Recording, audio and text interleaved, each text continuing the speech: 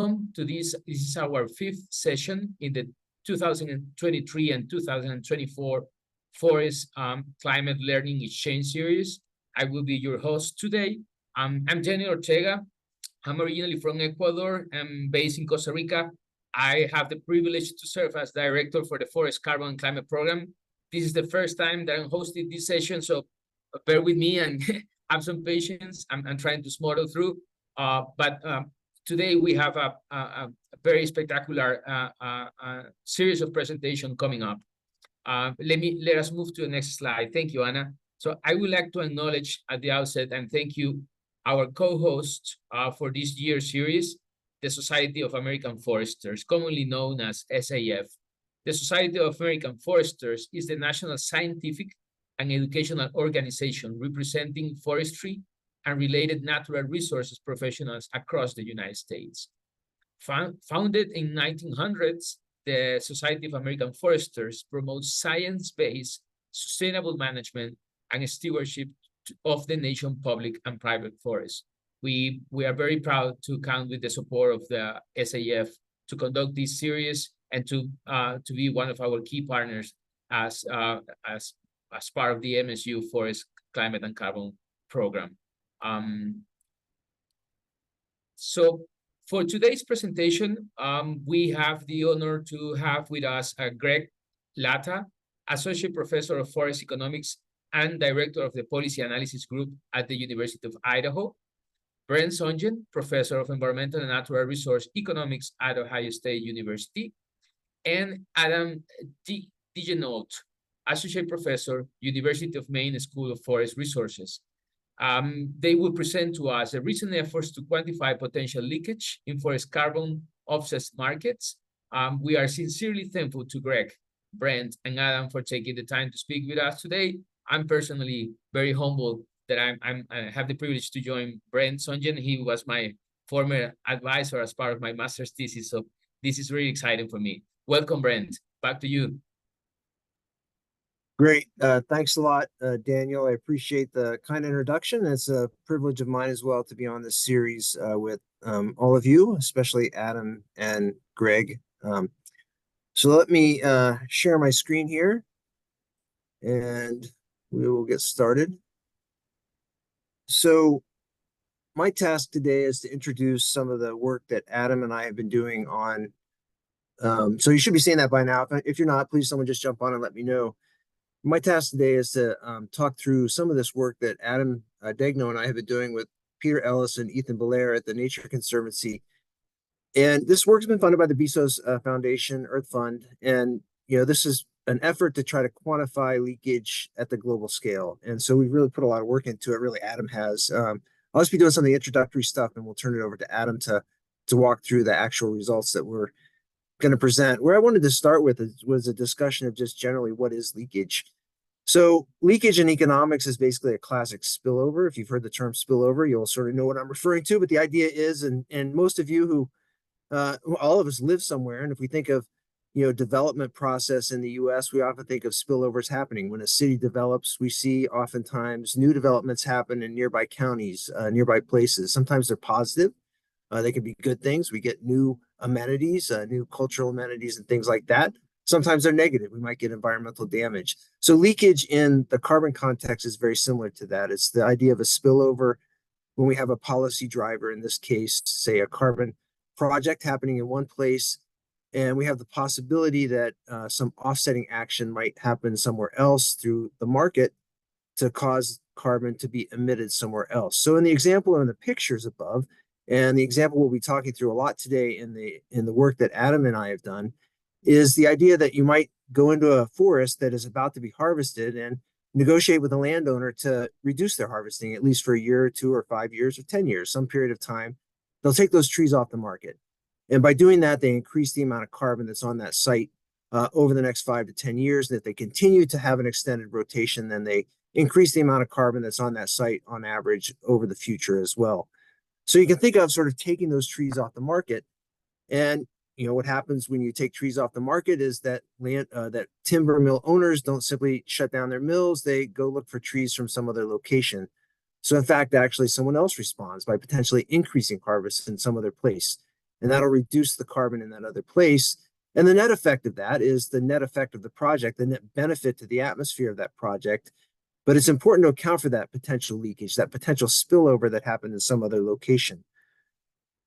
So when we think of spillovers, we tend to think of negative ones, negative externalities, negative losses that happen somewhere else. So the idea of reducing harvest in one place leading to an increase in harvest in another place.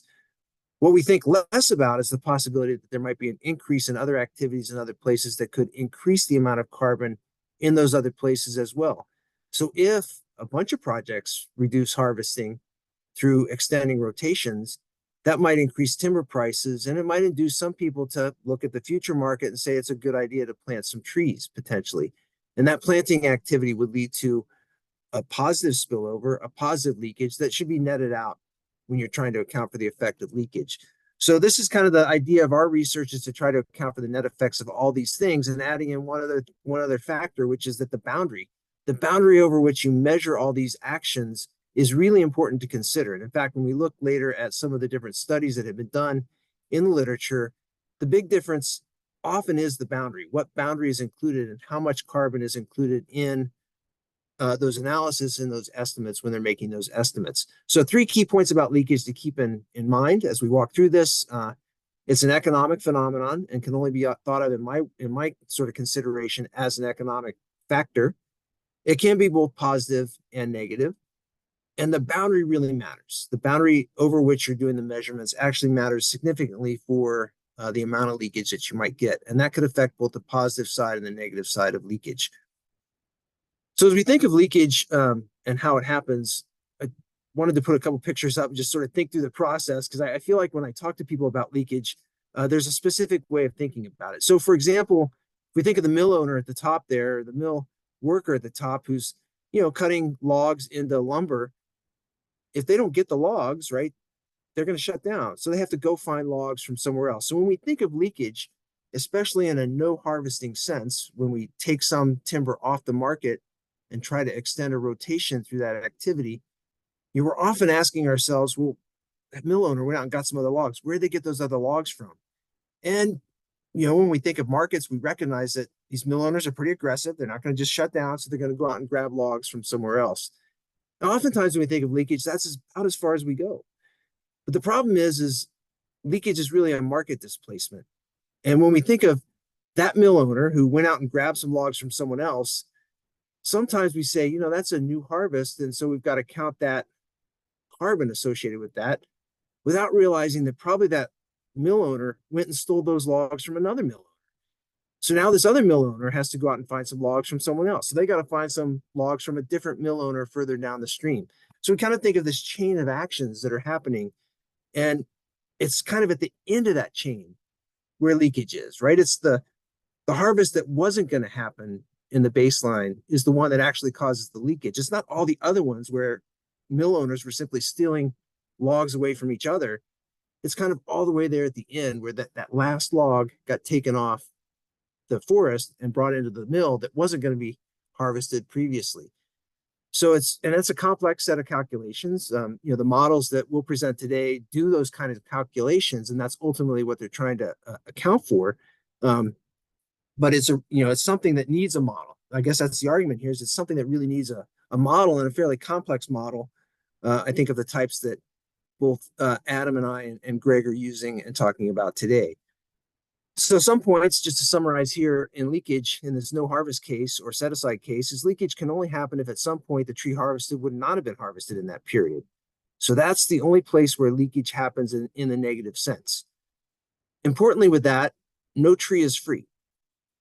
And by that, I mean that if a tree is taken off the market, and if it leads to an actual increase in harvest somewhere else, that means the price had to go up to induce somebody else to harvest trees. We often tend to think of, oh, well, if I didn't get the trees here, if the logger went out and wasn't allowed to harvest here, they just went over to this other property to harvest some trees. So we often think of that as a pretty easy and practical thing for them to do. But remember, they have to negotiate with somebody else to get those trees off. And if that landowner wasn't planning on cutting those trees, then it's a pretty complicated process to get that person to take those trees and you probably have to offer them something a little bit more, especially if you're coming to them at the last minute after somebody else just left the market, right? So it's true that leakage happens, but it's also true that if leakage happens, it's associated with a price increase because you have to engage or induce somebody to do something that they weren't otherwise going to do. And oftentimes, leakage implies taking a tree from future harvests. I think it's a really important thing, and it's often a missed point, especially in some of the other studies and some of the differences we see in the studies that we'll talk about in a second. One of the big differences, many of those studies are static. They're only looking at a single period. But the reality is, if you're going and not harvesting here, but harvesting over there, oftentimes that person would have harvested, they just would have harvested in 5 years. So you're inducing them to harvest a little bit earlier. So what you're doing in effect is stealing trees from the future, which is also a costly activity, right? Inducing someone to take trees in the future is not a free thing to do. And the final thing that's really important is to recognize is that a price increase leads to new investments as well. We often just forget that, and that's something I really want to stress. So we'll come back to that in just a second. So this idea of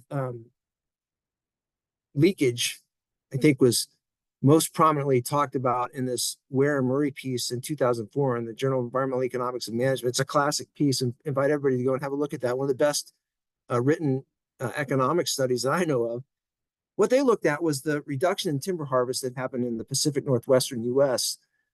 In the early 1990s when the Federal Forest Service shut down timber harvesting. And you can see that up at the top. There was about a 2,000 million cubic foot reduction. Sorry, I'm using cubic feet. For people who are outside the U.S., it's such a traditional thing for us in the U.S. We often forget that everyone else uses cubic meters, but multiply by 35 or divide by 35, I guess, or so, 36. About 2,000 million cubic feet or 2 billion cubic feet were taken off the market, about a 50% reduction in federal timber harvest. And you can see at the bottom what happened on private land was only about a 500 million cubic foot increase and about a 20% increase. Massive increase in prices in a short time period. And we did see an increase in imports. Many of those imports came from Canada. About 1,000 or a billion extra cubic feet came from Canada. So we had a net effect, a net reduction in harvesting of about 500 million cubic feet in that particular case. And we can calculate the leakage from that. And that's usually where people stop, is they stop at sort of calculating the leakage associated with that. What they don't recognize is that, in fact, there was a large amount of increase in planting that happened at the same time in the southern U.S. Some estimates that we've recently done with data on planting in the U.S., and this is data we constructed by using the FIA data to go backwards and to use the age class distribution at different times that those inventories were taken by the U.S. Forest Service to calculate the amount of trees that must have been planted to induce that age class distribution. So we're not using the traditional FIA data source, which is based on the amount of trees that were, built, I guess, grown in nurseries and then sold. And that's kind of what that orange line is. We're doing the blue line, which is an estimate based on the inferred amount of planting that actually resulted in trees. We find based on our estimates that planting would have been about 5% lower had it not been for that price increase.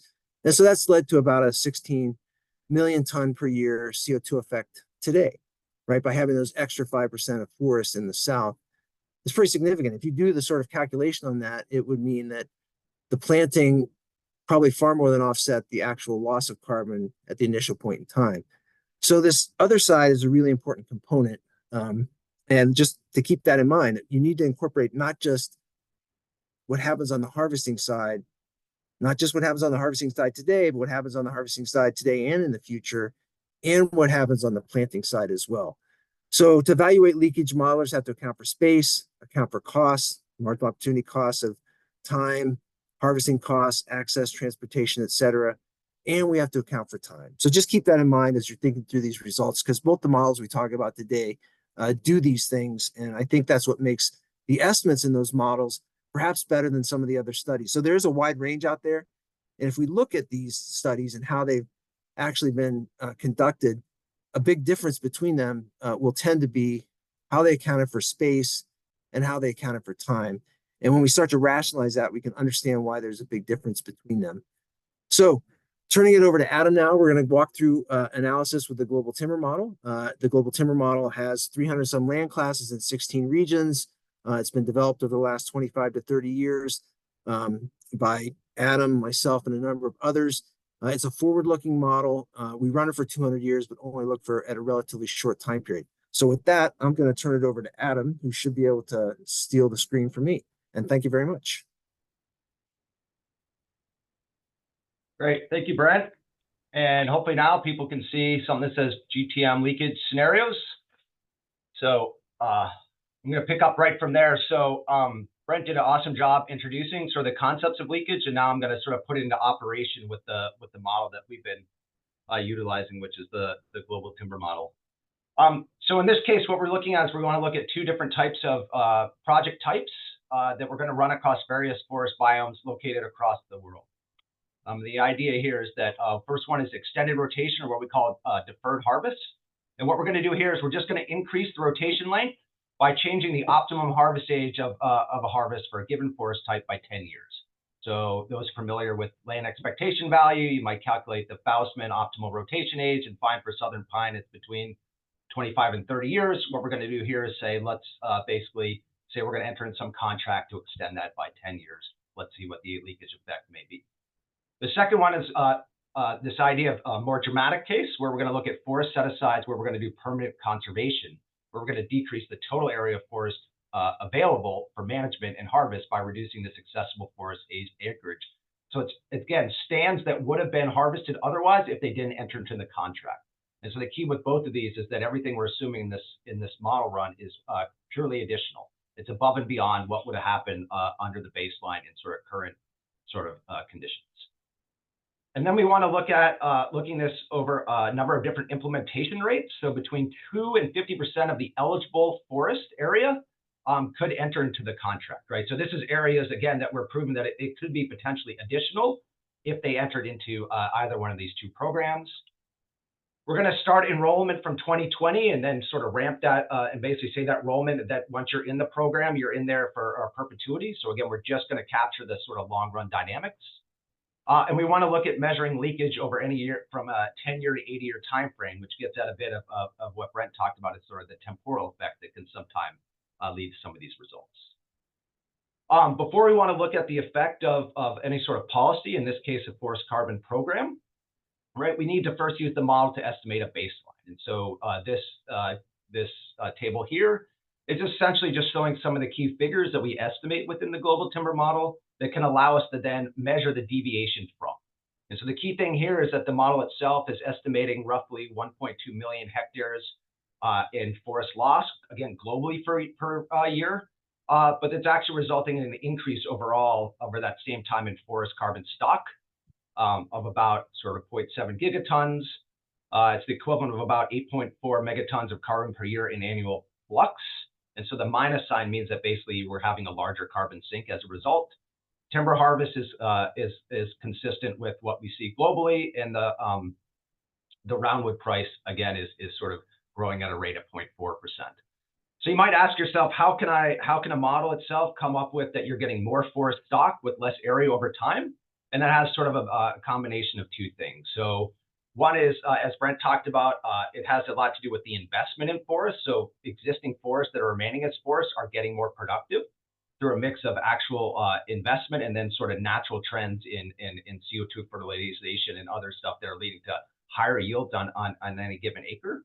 And the second aspect is that the forest loss that we're experiencing is not necessarily in those really high productive areas, right? So it allows you to basically sequester carbon while still facing that potential loss that we have seen, globally and are concerned about. So now what I'm going to do is going to look at basically these forest carbon policy scenario impacts. And what I'm going to show is sort of 4 key changes compared to the baseline relative and under for the 2 different examples that we're looking at here. So here we're looking at extended rotation and set-asides. And this is basically looking at sort of on average is what the thick lines are, and the shading is sort of the bounds across those 2% to 50% implementation rates. So the first thing we see is that with extended rotation, you see very little increase in carbon stocks overall because the shock is just not nearly as large as a case where you're permanently setting aside up to millions of hectares of forests. All right, and so this is the second case. Is what we're seeing is that forest area is sort of flat to slightly increasing, and it's a similar response across both cases. But what we're seeing is overall, on average, you're seeing more forest area that's occurring across the global landscape due to the fact that there's these sort of price-induced effects that are incentivizing other people who are not in the program to expand their forest estate. Sorry. The third case is that we're looking at is this aspect of timber harvest. And in this case, what's happening is you are seeing a decline in timber harvest, particularly under the set-asides. And that's the type of stuff that we'd expect to happen under a carbon program, right? Particularly with your where you're deferring harvest sort of indefinitely in some of this land. In the extended rotation case, we sort of see a different phenomenon. Harvests are reduced over the first 30 to 40 years, but then resultingly, some of those stands that then basically are entering to a new equilibrium reach a new sort of level of maturity, as well as sort of new stands that might have been planted are reaching that sort of harvest maturity. So you actually see potential for forest to harvest uptick slightly in the long run. And as a result, that's leading to basically greater roundwood prices overall. But that roundwood price sort of increase is only seeing a pulse in the extended rotation case in the early stages. As again, we reach that new equilibrium because we're not totally stopping harvest on any of those stands that enroll in the program. We're just extending out the rotation age.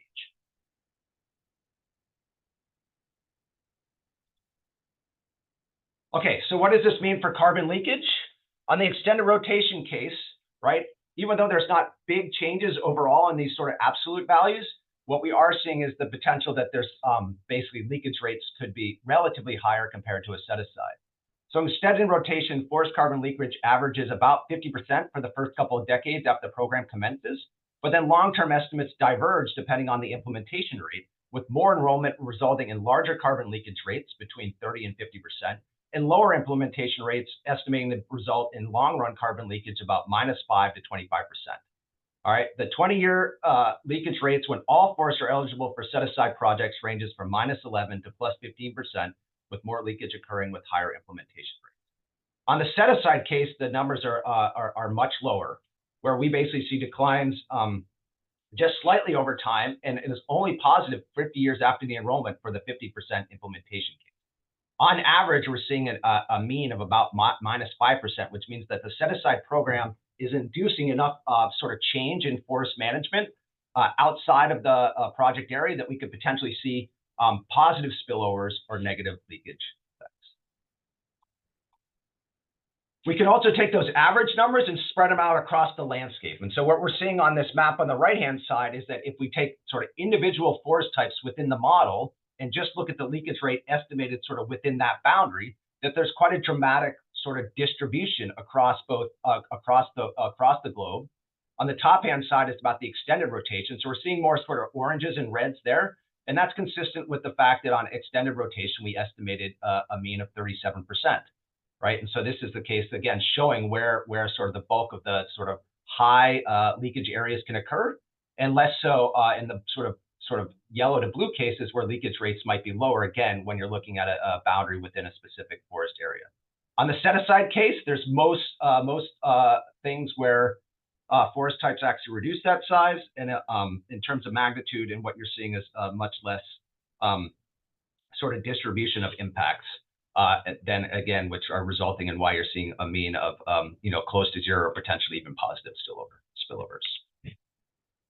Another thing that Brent talked about is sort of studies sort of mix up, not intentionally in the study side, but maybe our interpretation is this idea about carbon versus harvest leakage. So in this study, we also looked at not just a change in carbon stocks, but also a change in harvest or timber that's being taken off in various parts of the world. And what we find here is that an extended rotation case, harvest leakage is 30 to 50% for the early decades. But again, as we sort of get that new equilibrium, it declines to, in many cases, on average, it could be sort of between -10 and +10 when estimates in the second half of the century are accounted for. When it comes to set-asides, harvest leakage is much more consistent over time because people are getting that clear signal from the beginning that harvests are going to be taken off the table. And so the market is adjusting to that. And you're seeing rates somewhere along the lines of just under 10% on average.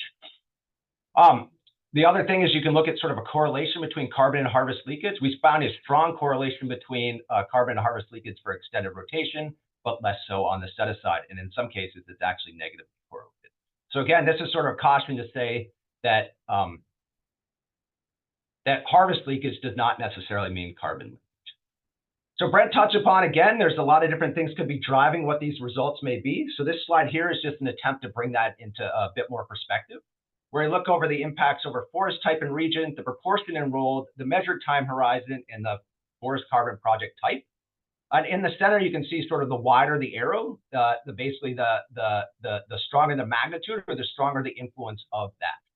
So the two key things that are going to influence sort of a leakage difference, at least within our study, is what we assume in terms of the forest type and region. So different parts of the globe are going to have much more dramatic sort of leakage estimates, as well as the forest carbon project type. So something that's in an extended rotation is not going to come up with the same result as something that's in a set aside, even if it's done in the same forest type. There's still some influence by the proportion enrolled, but that's not necessarily as strong as the other two ones we talked about. And then lastly, the measured time horizon, it does not have as much of an influence, particularly when you're dealing with the way that we manage leakage, which is through discounting over time. So just some things to just remind ourselves about the model and how it relates back to some of the things that Brent brought up. First is we're a forward-looking optimization model. So we assume rational agents that have some anticipation of future conditions. So they're allowed to make early adjustments in anticipation of those perpetual price rises, right? And that can be in the form of management or of existing stands or planting. It's also that model can respond to harvest reductions via a mix of intensification and extensification. And we're seeing that these changes in this type of response is really in areas already heavily forested with existing infrastructure. So you can think of like the US South as being one case where we're seeing a lot of that sort of investment occur. And lastly, we really say then, we put up a whole wide range of estimates. And the question is, what is the right leakage policy scenario to model? And that, we really want to start with is we want to really look at acknowledging a policy where there's forests across the globe have the potential to enroll. And that's the case where we're seeing now is that although enrollment might differ in different parts of the world, there's still a lot of programs, a lot of options out there where wherever you are in the world, there's the potential to enroll in a voluntary carbon. The other idea is you really want to start with a lower implementation rate. That's what we're experiencing right now, but then potentially ramp up over time as these markets become more mature. So just coming back to the meta-analysis that Brent shared with us, as well as I think Greg is going to touch upon, you can see sort of where do we fall within this study. And we note that there's a lot of different sort of dots in ours. And a lot of that has to do with we sort of took a lot of aspects of all the studies listed above and sort of isolated which ones are sort of having an influence in which way. So they're ultimately resulting in some that can get similar to other studies, but maybe perhaps we have a bit more knowledge or understanding of why one might be closer to 60% and one might be closer to 0. So in summary, leakage rates are really highly variable across projects and implementation rates. We did see instances of negative leakage or positive spillovers that we think can be explained by this sort of relative level of intensity in terms of particularly on the harvest side. In terms of the areas that are entering into projects relative to areas that might respond to projects. And higher implementation is going to lead to larger market signals. Leakage rates are often declining over time, length of measurement, but non-project, this is because non-project forests can mitigate leakage impacts. However, these things take time for, as we know, for forests to respond to some sort of management intervention we might do. Set-asides have lower leakage rates. This is largely because there's higher price changes that are driving more investment in management of non-project forests. And harvest and harvest leakage are sort of overall might be considered to be weakly negatively correlated. Depends sort of what you're looking at, but they definitely don't have necessarily the same slope, right? So really suggest that you shouldn't combine or use a harvest leakage rate for carbon leakage rate or vice versa. I put up a lot of numbers. So the question is, what's the right rate for global carbon leakage? I'm arguing that if you're looking at sort of the current state of carbon markets, extended rotation, you might want to look at something between 15 and 35%, whereas set-asides, you want to look at something that might be negative 15 to negative 10. If you're optimistic about the growth in the forest carbon market, growth and coverage, then we might want to do extended rotations that are somewhere between 35 and 40%, and set asides are closer to 0. With that, I'm going to pass it over to Greg. We do have some more information behind all of our sort of study and analysis and a preprint that you can find, and we'll include all this with materials that are going to go with the posting of this webinar as well. So thanks, Greg. Go ahead, take it over. All right. So I'm going to speed it up here and see if I can get us back. So this is our part of the forest carbon leakage studies. So this is with Justin Baker and Sarah O'Rell. So I saw Sarah online there. And the disclaimer here at the bottom, results and views expressed here do not reflect EPA or EPA policy. It may not even be right because I'm giving them. So let's jump in. We're going to jump back to the US here. So we've been talking globally. And here we're going to focus on the US, and we're going to focus on the improved forest management or IFM programs being used and try to look at those which tend to be larger landowners. So they kind of focused on an activity and then went to a market. We're going to focus on a market and go back to the activities that you derive. So the difference you could think about that we might have is the mitigation we're going to talk about here is not activity-based, but instead market-driven. And we're going to use a carbon payment to entice landowners to participate in this offset market. That means the activities aren't maybe as important, but the credit computation methodologies are. So how you calculate those credits becomes a little more important. That means we're going to focus on a little bit of what you pay for and maybe how you calculate it. We have two types of carbon that are basically credited in these programs in the United States. Avoided emissions. Avoided emissions is an indirect mitigation. You're not actually measuring an interaction with the atmosphere. Instead, you're saying basically, I don't harvest what I would have harvested, and I got paid for those stocks of some threshold that I would leave out in the forest. The other one we have are removals. And so removals are a direct mitigation activity. We're calculating the stocks as they increase, or what you could call the flux here, and then you're paid for that. So we have avoided emissions indirectly and removals. And how does it work? Here's how it basically works for both of these types of projects. I'm going to focus on ARB. 1, you're going to go out and conduct a forest inventory. 2, you're going to determine, in this case, ARB, what the common practice is for your region. You're going to create a graph that looks like this. There's your forest inventory, and there is the common practice line. On the y-axis, we have tons per acre. On the x-axis, we have years, that 100 years. You're going to conduct then a 100-year harvest schedule. You hope that that is legal and economically viable, of course. It's going to be verified, so it should be. Then you're going to average the 100-year live carbon stock value. That's this little green line here. And that average line has to be above this common practice line. So now looking back at our graph, a landowner is going to get a one-time payment under ARB for carbon above that common practice. That is what I'm calling an avoided emission. So you're paid essentially for past sequestration, holding that on the landscape. And then after that, you're going to get carbon payments for removals, as your stocks change over time. So who's doing this? If you look across the United States, you have 153 projects as of last October in ARB's IFM methodology. That's 6 million acres. And we got 60 projects under ACR. That's 1.5 million acres. And so what I've graphed here on the one below is ARB, the avoided emissions versus the removal credits that have been allocated through the ARB IFM program over time through October. That's 81% of the credits emitted awarded have been avoided emissions as opposed to removal. So markets driven so far by avoided emissions. How do you calculate it? You get these ugly equations here. This is ARBs, but I've circled the leakage component. And the leakage is a function of the wood product carbon and the harvested wood tree carbon. So in other words, as what Adam said, it is a harvest leakage that they're applying. And they have a 0.2, and really the 0.8 is a function of 0.2 as well. It's just one minus. But we have that. So that's compared to a 100-year average. On ACRs that we talked about, we have leakage here applied to both the tree carbon and the wood product carbon. So that is a carbon leakage factor, and that's a 20-year average of those harvested wood products. That's 2.0 if you're looking at the methodology it has there. So they're different in the different programs. One's a harvest leakage and one is a carbon leakage. When you go back to who's done these in the past, the one that we were trying to kind of replicate on what we're doing is Murray, McCarl, and Lee from 2004. A better citation is probably the 2005 EPA mitigation report, where they dug into this a little more. It is carbon leakage, however, which is good. And he has an equation here where you take the present value of the project carbon minus the present value of the total carbon project, and not over that project carbon times 100, and it gives you this leakage number.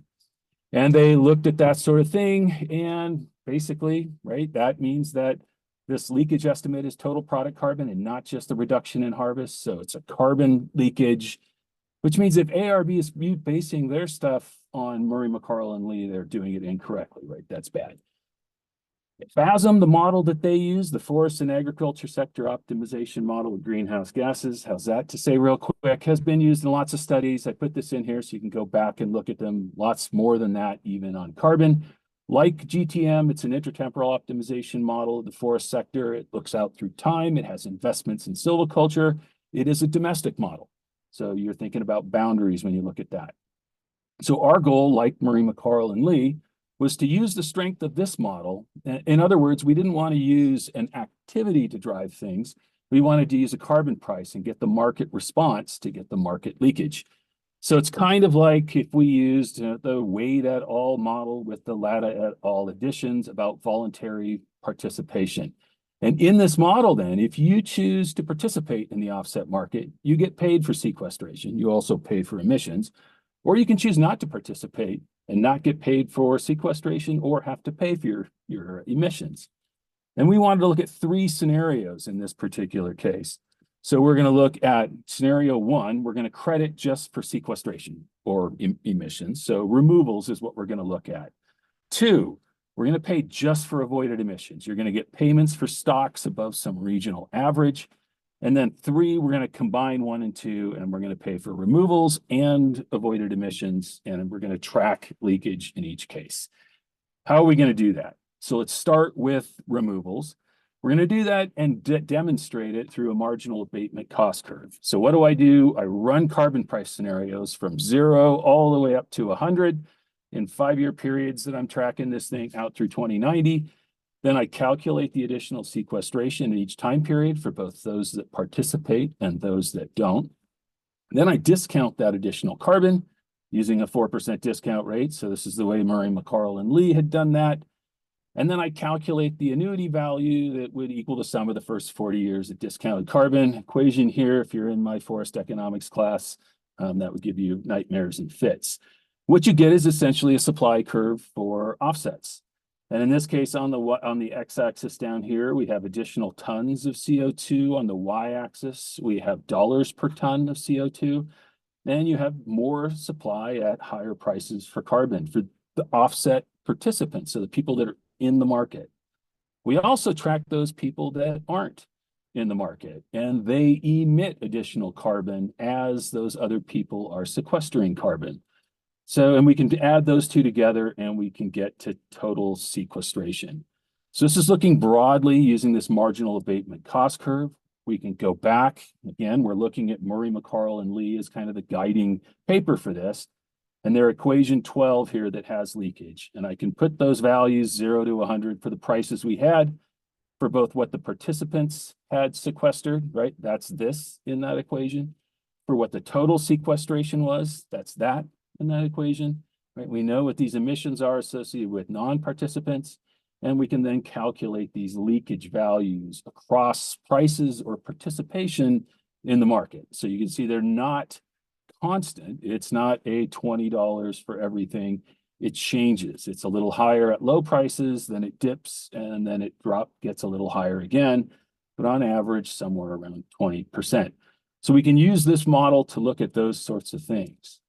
Now what happens with avoided emissions? So we extend that carbon calculation to a combination of payments for both those direct fluxes, and yes, I know there's stock changes, so just relax, right? We're going to do those fluxes, and we're going to do the indirect stocks. And that means that leakage calculation that we need to do when we have avoided emissions in our model is a little different. So if you look at the original Murray, McCarl, and Lee, that's what we observe in our model. What happens from this point in time forward? but we've also got these avoided emissions. And so we need to bring those in. You can think of those as being, as say the Nature Conservancy has a project and they get paid 10,000 tons for being above a common practice, and they then sell those tons to a company that emits carbon. We have to assume that they're going to emit that additional carbon over there. So to track what's really going on, we need to bring these avoided emissions in to our leakage equation, because we won't see that actual sequestration of those carbon that's out there within the modeling timeframe. So you'll notice I got my max up there. I've spread out my x-axis here because I'm going to bring in some other curves. And this is scenario 1, right? Just crunched version of what we looked at before. We looked at that leakage. It was anywhere from 12 to 25%. Once I have those avoided emissions in there, now I add those dashed lines, and you see I have almost as much credits that I'm selling, but the total is way over here near 0. And that's a function of this 75 to 98% leakage on those avoided emissions. So these orange people out here are emitting quite a bit more. When we combine all three, so we're going to pay for both the removals and we're going to pay for the avoided emissions, we get these dotted lines. So we have a lot of credits out there. We did move our total, this gray dotted line, over, and we have 51 to 60% leakage that we observe in that case. Oddly enough, or maybe realistically enough, it's almost a function of the weighted average of how much of that mitigation is removals and how much of that mitigation is avoided emissions. So that's kind of what we're looking at there. If you think about how that looks and you go back to how you could apply it, so you've got these different factors, there's nothing that says we have to use the same leakage across those equations that I showed you earlier. When we bring our graph back in, we can apply the 86% to those avoided emissions, and we can apply the 20% to these removals as we go forward in time. ACR is already requiring you to report avoided emissions and removals separately. We can do the same thing easily within an ARB system, and people are kind of shying away from a lot of those avoided emissions anyway. So the market's kind of dictating that this is happening anyway. Okay. One of the things to think about when you do all this is what the heck are we really trying to incentivize? And so I'm going to take you back to forestry school and do some basic growth and yield. This is a yield curve. It's a sigmoidal curve. So increasing growth rate when young, decreasing when older. We're looking here just at biomass, or what we think of as logs. And we have something that looks like that. We know that we can calculate the periodic annual increment or the annual growth rate, and that PAI looks like this. And we can calculate then the MAI. So the PAI is going to peak at the inflection point of the yield curve with the axis over on the left. Then the MAI and PAI are going to cross at the culmination mean annual increment out here. Those are over, because they're on an annual basis, over on the x-axis. This is not something that is mystifying to anyone who's a forester, but you can take that exact same thing and you can flip it to the carbon world. And now we're talking about carbon stocks that look like that yield, total stocks per acre over on the left side, right? We got carbon flux, yeah, wink, wink, wink, and it's stock change. Anyway, that's the sequestration rate in the orange, and we have the gray that is the average emissions or average sequestration over time.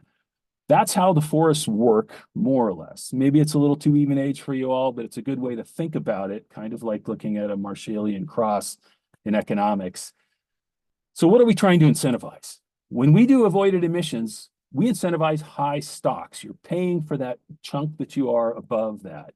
That means you're going to get a high payment to a landowner. It typically means you're out there in the high area with lower annual growth rate on a per acre basis, lower annual growth rate over time on average. That's coupled with higher fire risks, that risk of reversal. And if you think about it, extending the rotation from that point in time exacerbates those issues. You get even slower growth, you move to a lower MAI, right? So extending a rotation out that point isn't necessarily what you want either.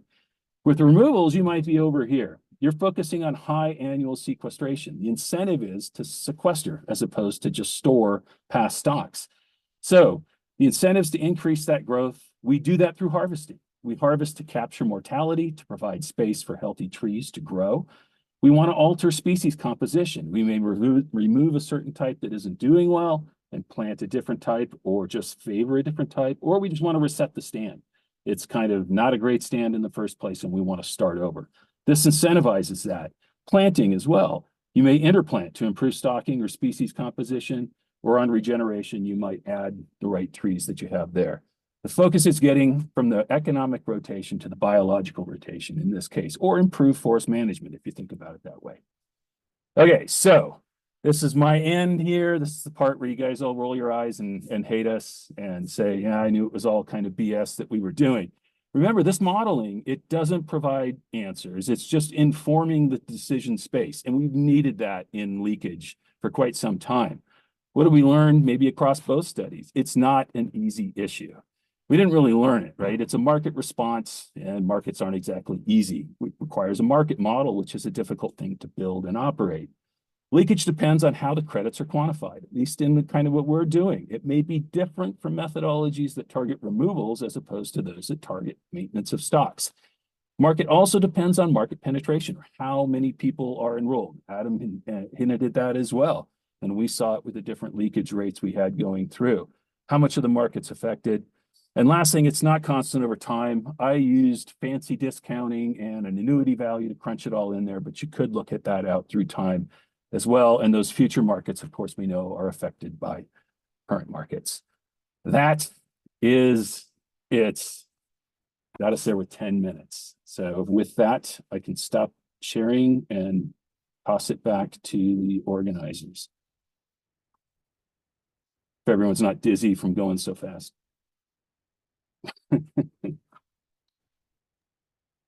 Thank you so much, Greg. I think we have go through very important messages in this conversation. I thank you, the three of you, for taking the time and addressing the questions in the Q&A chat. There are a couple questions though that were introduced in the general chat for the hosts and panelists. I would appreciate if you can take a minute to check them out. Perhaps we can resolve them during this live interaction, and I would appreciate if any other member of the audience, if they want to raise additional questions. Let me see. Yeah, Daniel, if you want me to, I can jump in with that one question about how do we handle carbon when a harvest happens. I think the person's asking about sort of thinning, and you're trying to improve the productivity of the stand with respect to the timber, but you may or may not get some carbon improvement in that stand. So in the global timber model, I think Faison probably does a much better job with this. In the global timber model, we don't manage that very well at all right now, at least directly. How we do manage it, though, is that we have done a careful analysis with FIA data, excuse me. And if you look at the FIA data, you can find the effect of thinning immediately is to reduce carbon on a site, and over the long run, we do get improved productivity, and it looks like there may be some increased carbon. But what we really see and what we're modeling in our model is that the overall effect of a 30-year sort of management plan for a stand of, say, southern pine is dramatically increasing the amount of carbon in that southern pine. And that includes everything that the landowner would do, from planting an improved seed stock to doing some competition management at the early stages of the stand in order to get the trees growing quickly from a young age, to the thinning that they may do in sometime in mid-rotation, as well as any nitrogen fertilization that they're going to add later on. So the package of that is a pretty massive increase in the actual carbon in a 30-year-old stand of pine plantations versus a 30-year-old stand of natural pine. And so that's how we're modeling it in GTM, is the entire package of those things that someone does, not just on the thinning. But we do need to do better with that. And Greg, you might have some thoughts on how Faison manages that. We could do better on that as well. I mean, in the end, I went back to that simple growth curve because that's a little how we handle it in Faison. You have to be kind of basic when you're doing this on such a broad scale. But I saw, like Eric Cohn on there on the thing. If you're managing individual stands and individual properties that are on carbon projects, you're going to do things that are individual tree based and even have spatial dynamics within the stand. And we can't quite get there. We can kind of try. So we do our best to represent that, but you have to remember these are broad models, trying to get at markets across large regions or strata that we're doing. So, right, we want to get in there. That was what I was hoping to get in our study. I was saying we want to see that management effect, both in terms of what it does to minimum harvest age on carbon lands, but also what it does to minimum harvest age on non-carbon lands. They kind of speed stuff up. Thank you very much. One final question, perhaps Adam or any of you will be invited to take it. The question is about whether would you think that improving carbon crediting programs and methodologies can help resolve leakage issues and ensure consistency and reduce fragmentation in terms of carbon credits quality and integrity, which is a complementary issue, right? It's not necessarily the underlying science associated with leakage, but it may be a way that we can explore it. Any thoughts? Yeah, I mean, I hinted at that in mind, that was how you could do it. You can apply the 86% to the avoided emissions. You can apply the 20% to the removals. You cannot average the harvest over 100 years when your simulation has a massive harvest in the beginning to drop stocks down. You should be looking at carbon harvest leakage in that period at which that stops, not averaging it over 100 years. There's many ways we can do it. ARB has not been responsive in terms of managements. ACR is changing theirs maybe too often, too much. And then this doesn't necessarily relate to a dynamic baseline or the Family Forest Carbon Program type one. So we have to also think of how we model leakage for that particular program as well. I mean, the methodologies are way out in front of the science, and we need to try to catch up, be a little more responsive.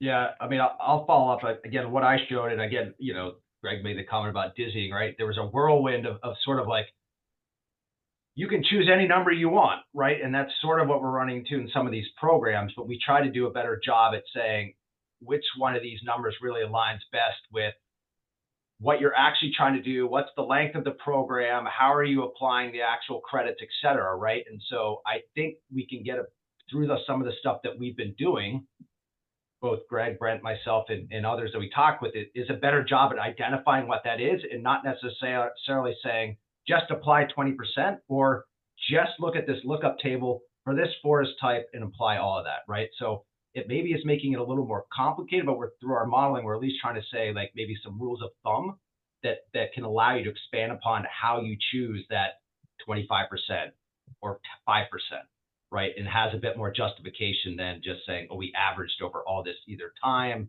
studies, et cetera. Thank you very much, Alan. I have a few other questions in the section of Q&A. One of them is just following up on the previous questions about carbon crediting programs and integrity. The question is whether what's your opinion on your research about dynamic baselines, whether they can better capture leakage? When we were doing that methodology, we punted on that. We talked about leakage and how it would work within a dynamic baseline. What the dynamic baseline was great for was it was activity agnostic. So it doesn't matter what you do. That's what you're going to do. We kicked around the topic of leakage in that and just kind of punted. And that's kind of why I hit at the end too, that this doesn't necessarily relate to a dynamic baseline. It's more of these counterfactual baselines. Okay. Wonderful. I think we are running out of time. There are a few more questions. Perhaps the panelists would take them down with responses, but I really wanted to thank once again our speakers for the time, the information we provided. I should acknowledge that this is very timely research. It's very well suited for policy inputs as the voluntary carbon market continues to bring the attention of people, and also criticism.